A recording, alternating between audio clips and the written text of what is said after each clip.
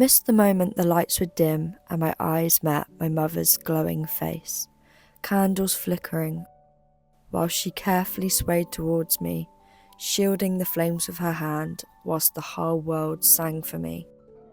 An age where my internal questions were about what sort of theme my birthday cake would be. I think one year I got a Bratz one.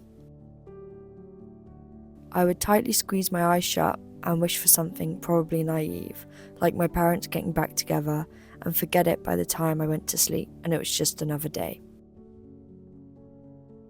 I remember plastic goodie bags containing a slice of that cake wrapped in a napkin of the same theme. Pencils, pens, erasers, yo-yos, and sometimes a whistle to drive all the parents mad. Presents felt bigger, brighter, and louder. Same was felt for the cards, the badges, and the birthday food. The birthday magic was too. Or perhaps it was just the parties. Now I scan my own cake at self-checkout, and later light its candles that came in a separate packet in my bedroom. The only people singing this year are me and my boyfriend, and suddenly the world doesn't know that I've just turned 24. How can the biggest day of the year, besides Christmas of course, now be another work day to some, and another school day to others? There's people going to the dentist and people going to get their eyes tested. My younger self would be thinking, do they not realise it's January the 23rd? Adult birthdays begin to feel distant, like they've grown shy. A bit like when the loud, extroverted friend of the group loses their voice, or when a really good book stops getting checked out of a library. When that good friend got into a relationship and doesn't text back as much.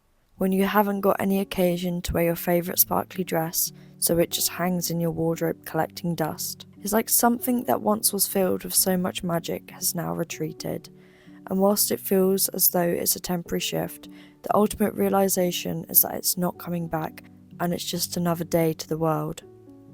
I spent my 19th, 22nd and now 24th away from my family. I'm delighted to say that it's the first one out of the 3 where I didn't have a moment wrapped up in my bedsheets crying.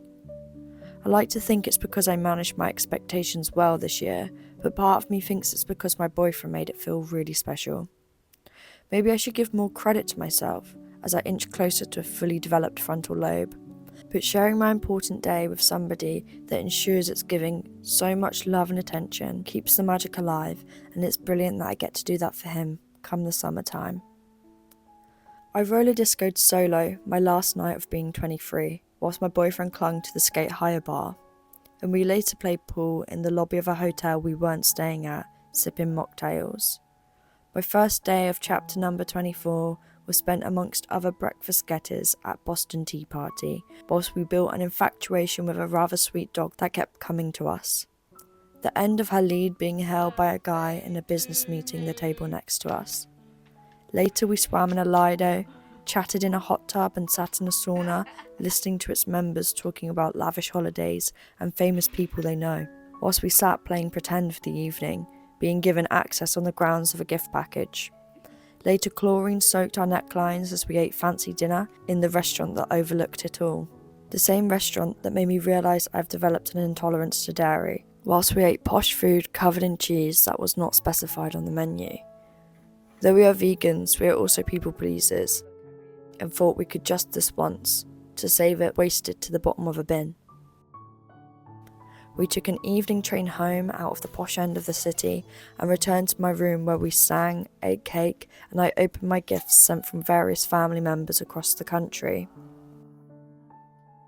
I'm glad I left my presents until the last. There was always an element of surprise awaiting.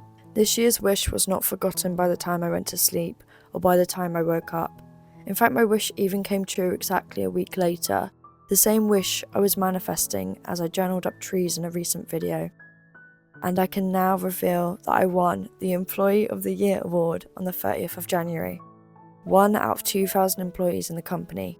And suddenly I was in a room of over 250 people, cheering and clapping for me. Birthdays are tough. They sometimes remind us of what we're lacking in life. The clock ticks to midnight and suddenly we feel as though we've gained a year, and with that, more pressure. But actually, it's an extra day, and good big things may still await you in this next year of life. Be kind to yourself on your birthday, be patient, and be sure to spoil yourself in every way you deserve. The world may no longer feel as though it's singing on that day, but really beautiful things await you. If anyone you know is having a birthday soon, be sure to give them a bit of birthday magic.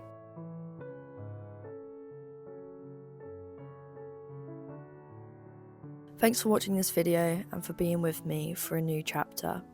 I really look forward to what 24 brings. So much love.